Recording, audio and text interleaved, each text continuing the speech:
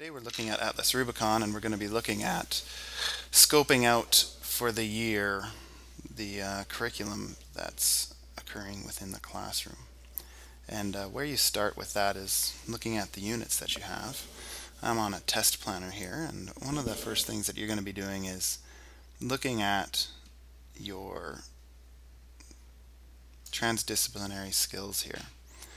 As you know, we choose from within there. We choose two from within each sort of genre for each unit.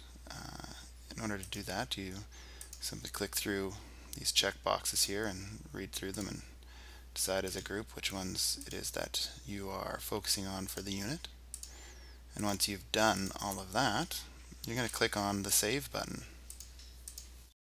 So once you've clicked on Save, what you'll notice on your planner now is the transdisciplinary skills have now actually been embedded within your planner so they can help you with your planning. You can always go back to what was it that we said we were looking at. We were going to look at organization and spatial awareness, or collecting data and recording data, whichever one it is. So that's sort of step one as you're using the planner. That skills part is important because once you've done that, it actually becomes one of the goals, one of the objectives for your unit. Those are the terminology that's used within Atlas. So I'm just going to use the same that matches within our Atlas planner. So those are now goals for your unit. What you're going to be looking at now is actually adding the other goals that you feel students should be reaching within this unit. So where we can start is looking at all these different curricular documents here. There's only 5, I think, 1, 2, 3, 4, 5, 6 that apply to us in the PYP. So I'm going to be looking at language arts here first, and within this planner I'm a grade 5 teacher, and within language arts there's 4 areas. So for reading for this unit, I go through with my colleagues and we look at, what is it that we're going to be focusing on here, and we start selecting those based on, again, the discussions with the group and what we feel fit for students in the unit. We go through reading, and we'll actually go through just by clicking on the next one. It'll upload the writing and listening and speaking, viewing, presenting. You do all of those and then you click Save. So that's what I'm going to do right now. I finished up all my language arts goals for this unit, and now I'm going to click Save, and what will happen is these goals will now appear upon this page, my goals page.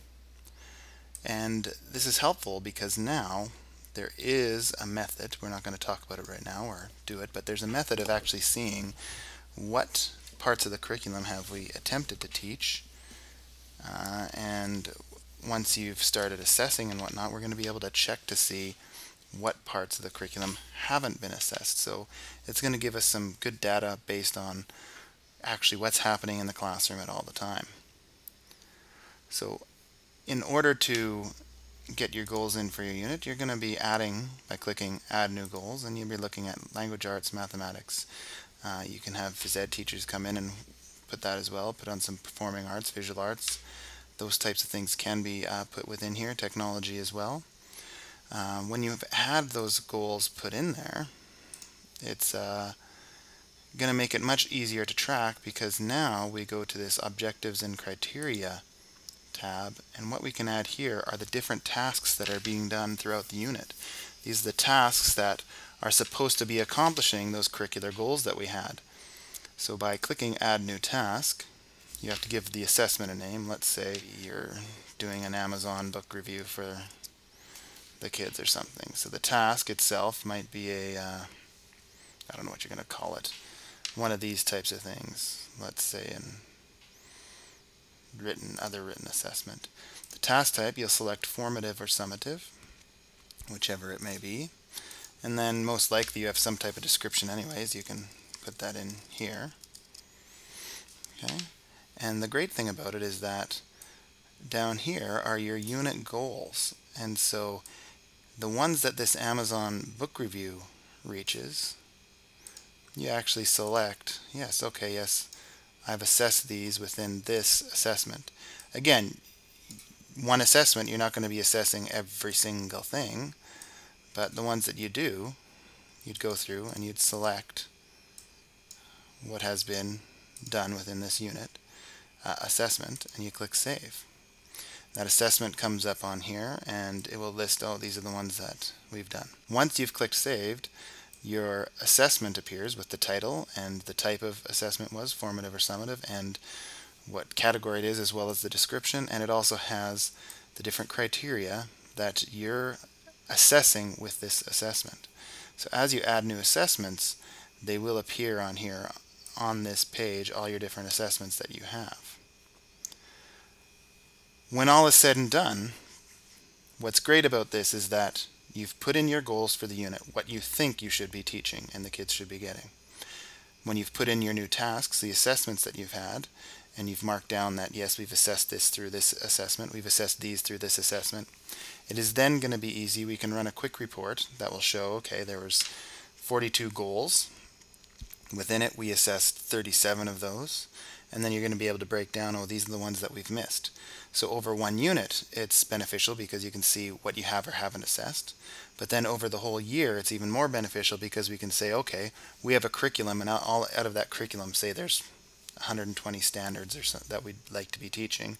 We can see if throughout the year you actually assessed those 120 standards at least once. If there's 5, 10 missing, well, maybe they're not appropriate for the grade level. Maybe we're realizing that as we go along through the curriculum, well, maybe this just doesn't fit here. Maybe that's better for grade 6 or grade 4. So it's a job that's going to make year-long planning as well as reflection on our teaching and our practice much easier by putting in the goals for the units for the whole year, and then as well the objectives and criteria by having those tasks that you're actually doing in the class within your teaching pods and groups, putting those in there so that we can track how they work and whether the curriculum is doing what we believe it's supposed to be doing.